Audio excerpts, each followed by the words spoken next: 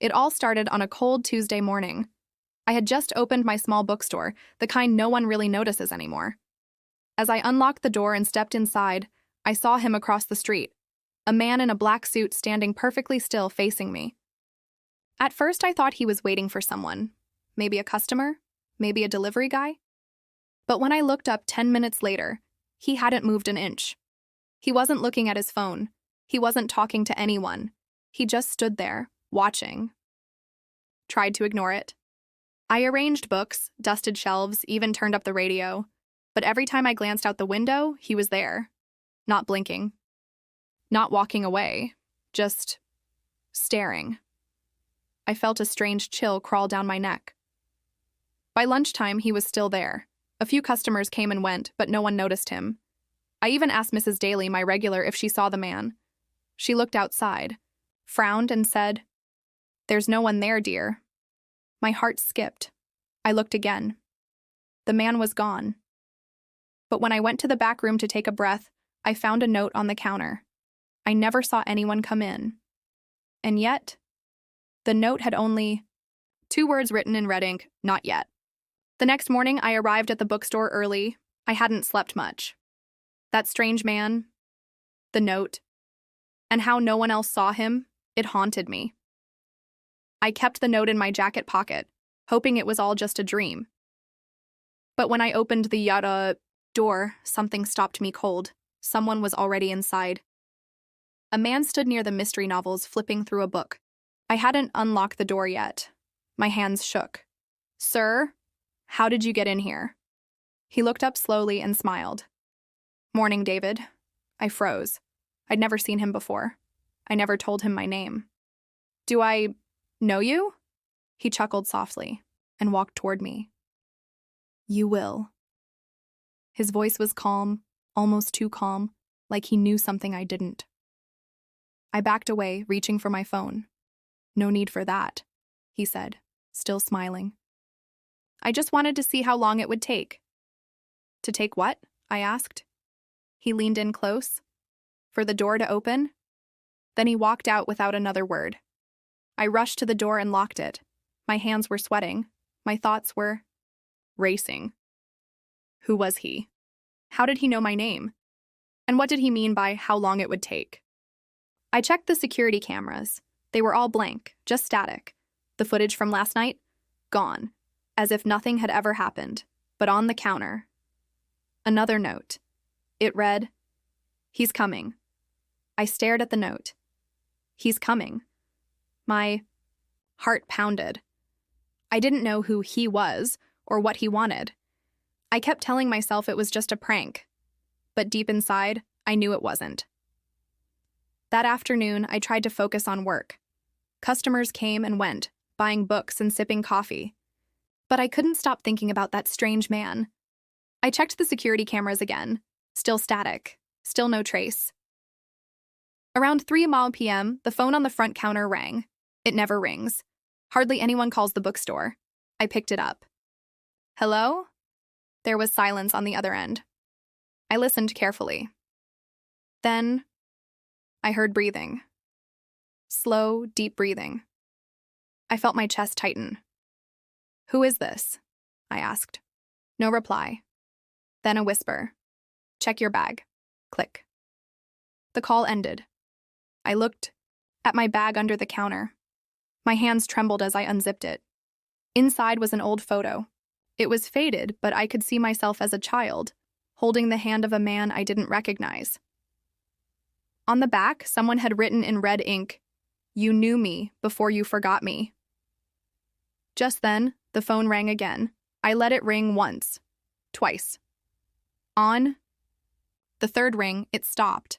No caller ID, no call history. The line was dead. I stared at the photo, trying to remember anything about the man in it. My mind was blank. Why couldn't I remember? Who was he? And why did he leave this now? I felt cold, not just outside, but deep inside my bones. Something was happening, and I had no idea how far it would go. The photo still burned in my mind. I tried to push it away, but it wouldn't leave. The man's face, The words written in red ink and that chilling phone call kept looping in my head. What did it all mean? The next day, the bookstore was quieter than usual. I couldn't shake the feeling that something was wrong. I thought about the call. Who would know about my childhood? Why had they targeted me? As I was organizing the shelves, I noticed a package at the counter. I didn't remember ordering anything, but there it was, sitting there, addressed to me. The handwriting on the label was unfamiliar, but it was neat, almost too neat. I carefully opened the box. Inside was a book, its cover old and weathered, as though it had been around for decades. The title read, "The Secrets We Forget." My fingers trembled as I picked it up. It felt heavy, as though it contained something important, something dangerous. I opened the first page. It was blank. No title, no introduction, nothing. I turned the pages, growing more confused with each one. Just blank page after blank page. Then, on the last page, there it was. "You'll remember soon enough." My stomach dropped. I felt like I was about to pass out. How did they know? How could they know? I looked around, but no one was there. Just me. Alone. And the book. And I knew, deep down, that this was just the beginning. I couldn't breathe. The words in that book echoed in my mind, each one a silent scream. "You'll remember soon enough." But remember what? I had no answers. Only more questions. I took the book home, hoping for some clarity, but it only left me feeling more lost. The pages were so simple, yet the message was clear. There was something hidden deep within me, something I wasn't ready to face. That night, I barely slept. Thoughts of the book haunted me. I kept telling myself it was just a sick joke, but deep inside, I knew it was something more. The next morning, I went back to the bookstore, searching for answers. Maybe there was something I missed, something that could help me understand. As soon as I stepped inside, I felt the tension in the air, like something was waiting to happen. I went to the back room, where we kept the old records. I pulled out file after file, hoping to find some connection to the book. But nothing. Everything was just business as usual, until I came across an old, dusty ledger. The name on the first page stopped me in my tracks. Elliot Carter. It was my father's name. I didn't know what to think. My father had died years ago. He had nothing to do with this. Or so I thought. I began flipping through the pages, heart pounding faster with each one. Then I found it. A note, handwritten and dated just days before his death. The truth must be known before it's too late. My heart raced as I read the note. The truth must be known before it's too late. What did my father mean by this? And why did it feel like I was being drawn into something I couldn't control? I kept reading the ledger, my hand shaking. The further I went, the more I realized that my father had been tangled in something far more dangerous than I could have imagined. Business dealings, strange contacts, and cryptic messages filled the pages. It wasn't just a business partnership. He was involved in something underground, something illegal. As I pieced the information together, the realization hit me. My father wasn't just a businessman. He had been part of a secretive network, a group that would stop at nothing to protect their secrets. And now I was involved too, whether I liked it or not. I slammed the ledger shut. This was too much. I couldn't be involved in this, whatever it was. But I knew there was no turning back. The phone call, the book, and the ledger had all led me to this point. The danger was real. Then, without warning, my phone buzzed on. The table. I froze. The number was unfamiliar, but something about it felt hauntingly familiar. I answered cautiously, my voice barely above a whisper. "Are you ready to know the truth?" The voice on the other end asked, cold and steady. The line went dead.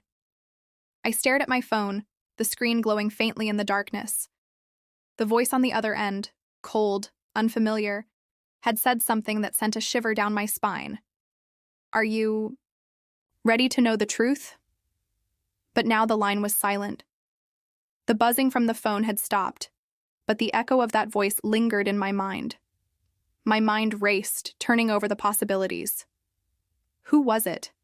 What truth did they know? And why had they called me? I glanced at the ledger in my hands, the pages heavy with secrets.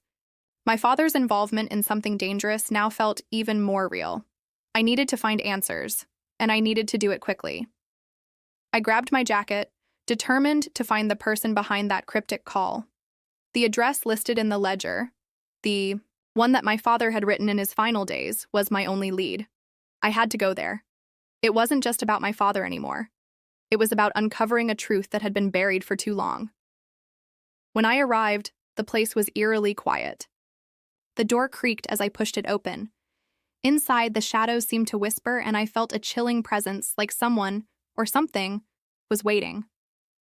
Then, in the center of the room, I saw it. A stack of documents, just like the ones my father had kept. I walked toward it, heart pounding. As I reached out to touch them, I heard a door creak behind me. I spun around, and there, standing in the doorway, was the person I least expected.